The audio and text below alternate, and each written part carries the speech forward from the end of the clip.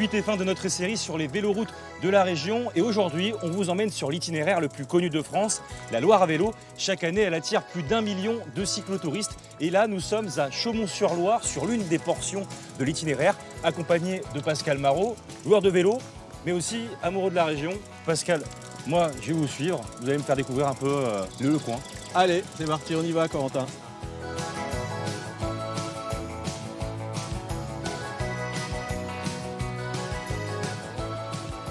On est sur le port de Chaumont-sur-Loire. C'est ça, on est sur le port de Chaumont-sur-Loire et vous voyez que la Loire à vélo, qui est juste devant nous, en fait, le longe. Ce qui est bien, c'est que c'est votre environnement quotidien de travail et de vie. On a de la chance quand même, hein, en effet. Alors, pas juste ici, mais en effet, moi je viens assez souvent, le plus souvent possible, à vélo de chez moi et donc je prends l'itinéraire de la Loire à vélo. C'est mon bureau du matin, ça c'est pas mal. C'est quoi les sensations qu'on a quand on traverse la Loire tous les matins Tous nos sens sont mis en éveil dès le matin. Les odeurs, l'ouïe évidemment, avec les oiseaux, avec les animaux. La Loire et son environnement changent tout le temps. Je me lasse jamais, tout simplement, de ces paysages de bord de Loire. Bon, avec toutes ces pérégrinations, moi je commence à avoir un peu faim. Est-ce que vous connaissez un petit lieu où on peut aller se reposer et se restaurer?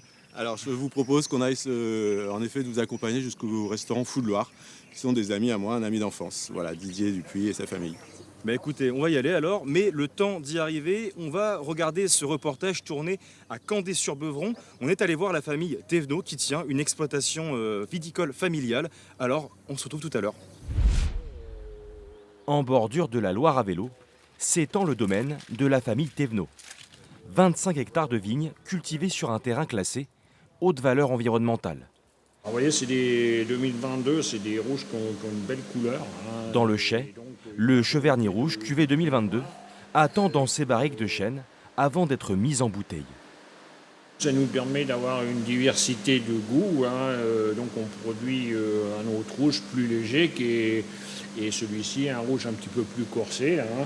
Il se marie bien avec quoi Alors celui-ci on peut mettre sur de belles viandes, des belles viandes grillées. Et, voilà, c'est un vin qui a quand même du corps. Hein. 2022 c'est une excellente année. Hein. Et donc on peut le servir sur toute une diversité de plats, sauf le plat trop relevé, quoi.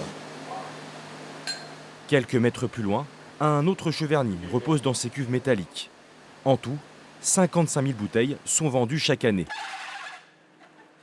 Cela fait 4 générations que la famille de Daniel Thévenot est dans l'agriculture et presque 50 qu'elle produit du vin.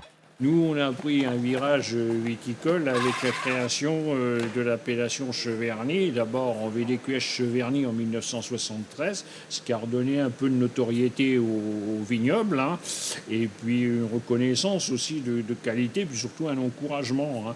Et ça s'est concrétisé en 1993, avec l'obtention de l'AOP Cheverny.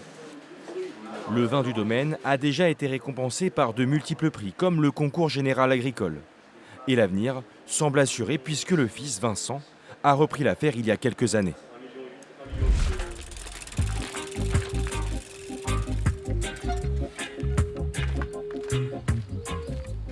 Bonjour à tous les deux. Bonjour. Donc, Didier et Valentin Dupuis, Exactement. père et fils, c'est ça? C'est ça. Donc vous êtes en charge du restaurant Fou de Loire. Exactement. Et ça fait combien de temps alors qu'il existe ce restaurant? Alors du coup, on a monté l'affaire il y a 1 an. Le restaurant, on a ouvert le 20 mai l'année dernière. On défend principalement notre culture et notre patrimoine à travers des produits locaux, Ouais. et en mettant en avant le plaisir de manger sur les bords de Loire.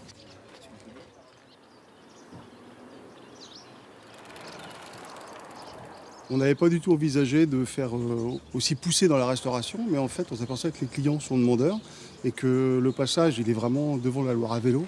Et les gens s'arrêtent, ils ont envie de profiter. Et en fait, au lieu de faire une pause d'une demi-heure, des fois, il reste 1 heure, quoi, parce qu'ils sont bien. On a beaucoup de gens qui nous disent quand on vient là, on se sent apaisé. Et c'est vrai que le fait d'être dans un esprit un peu jardin, c'est pas mal, ça plaît. On a essayé de mettre en place un cadre qui nous correspond. On travaille dans une ambiance qui nous correspond. Et voilà, le but, c'est que les gens se sentent bien et se sentent un peu comme à la maison, tout en admirant une vue imprenable, quoi, sur la Loire.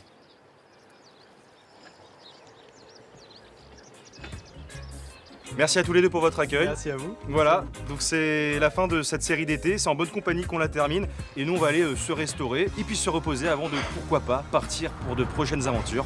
À bientôt.